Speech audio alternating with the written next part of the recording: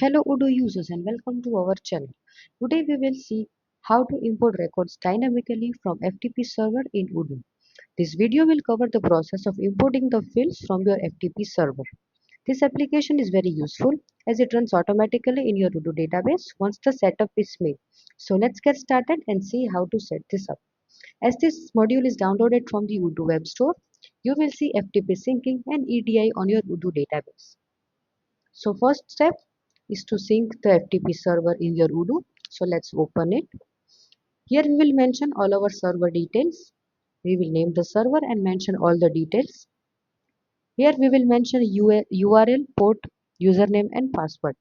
Once all these details are mentioned over here, we will click on check connection. If everything seems correct over here, it will give a green ribbon over here and say connected. So this is the first step. Now we will go to second step where we will sync the FTP directories. So there are different types of directories stored under your FTP server and they all will be synced over here. So for that we will go to sync FTP directories. On syncing the FTP directories, the directories will be fetched over here. So currently we have a new directory of TMP download which we have created for the demo version and it is fetched over here. This is the second step. Now third step is to do the EDI table configuration. So for that we will navigate to our EDI and here whatever data I want to import in the Odoo for which I want to configure a table and that data will be imported accordingly. So currently I want to import my sales order, so I will configure the table accordingly. First we will have the name of the table, that will be sale order, as naturally I want to import the sale order. Next is the company name, so I will select the company if I have multiple companies in my Odoo database. Next is the Odoo model. So Odoo model means nothing but to which Odoo model do you want to apply this operation, and that Odoo model will be selected, that is from here. So I am selecting sales order as I am importing the sales order. Next is the XML header. So here I will mention the main header from the XML file from where Odoo will dig in and get the data. So here is our XML file and this is the main header. So Odoo will go to this header and fetch all the files from here. So now next step is search record from this value. So this is extremely important step. In this step, to avoid the duplication, the import will be to avoid the duplication during the import.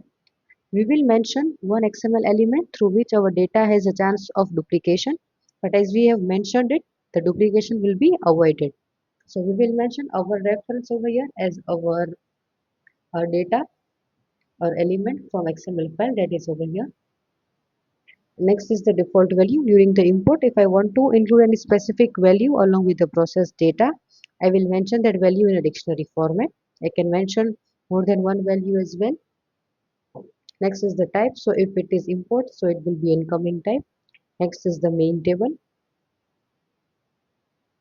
So to enable this option, we will see that our configuration is a main table. We need to enable this option. So sale order is our main table currently. So we have enabled the option. So there are two things over here, main table and sub table. If we know that our sale order, in sale order there are different types of fields and details. So let me show you practically how the same can be understood. So let me open one of my sale order details. So let's go to a sale order and open it. So if you see a sale order, there are different types of fields and details under the same, and there is a sub table where there are a lot of sub details under the same. So that is known as our sub table, and here is the main table. So whatever details are in our main table, our customer, order date, payment terms are our main table details, and order lines is our main table. But whatever are under our order lines, that is product, quantity, unit prices, subtotal, is our subtable. So this is the main differentiation between a main table and a subtable. Currently, sale order is our main table, and so we have enabled this option. Now next is XML element. So we will have to map this XML element with our selected model fields of Odoo. So these fields will be created in our Odoo database and only after that the process will be start to import. This process will not help you to create any new model fields. All these fields are created in the Odoo. It is a prerequisite. So first of all, we will mention all the XML elements that we want to import. So from the XML file, we will select this customer name as it is without any spaces. We will copy it here and paste it over here. And here we will select our Odoo fields to which the data will be mapped. So here Odoo fields under the sale order will be seen in the drop down and we will mention it over here.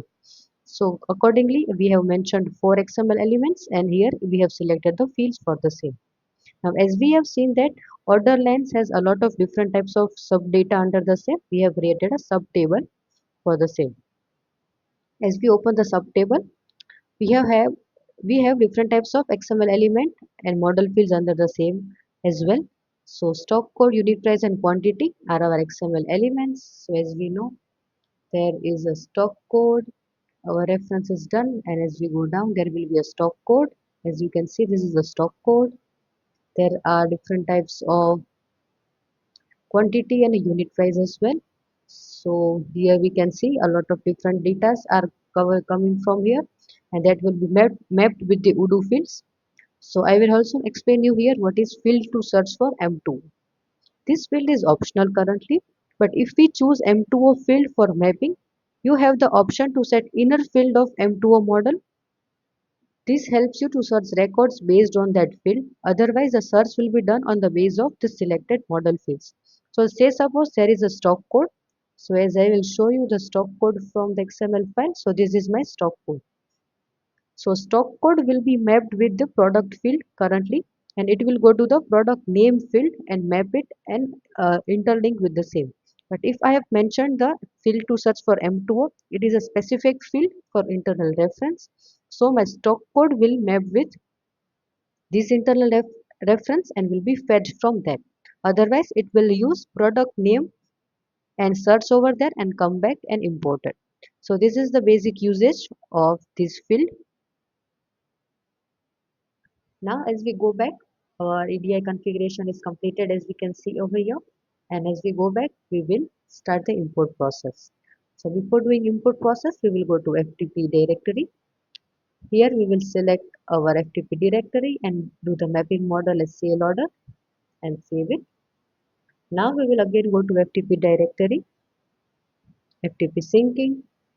Here we will go to directory list and select TMP download in the download option because we want to download and import. So this is the another important step. So now after we save it, we will sync our inner files.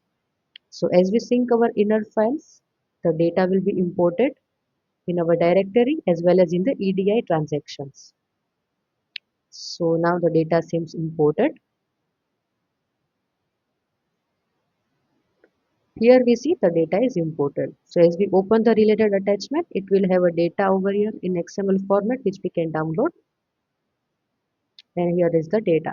Now we will go to the EDI transactions, go to the incoming ones as we have imported. The data currently will be in the draft state.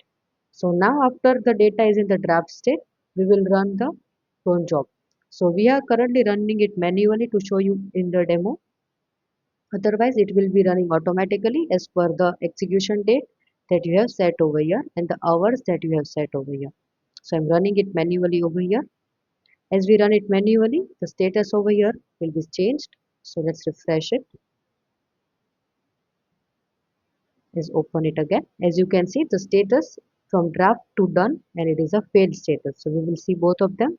So in the done status, we see all the details are automatically fetched over here. The related document is also attached. It will be a sale order. So this is done. Now as we go back, we will see that a failed one as well. So as we open the failed status, you can see a log is created because it is a failed one. As we go to the internal link of the log, you will see that the error whatever is created and due to which it is failed. So this is the error currently that the stock code is not matching with the Odoo records. So it is not imported. So you will have to import it again. So in all the error, you will have a log created.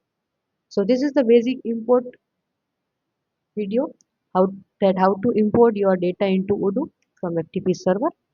Let us know if you face any issues for the same. Our team will be there to help you out. You can also write back to us at support@vrajatechnologies.com. Thank you.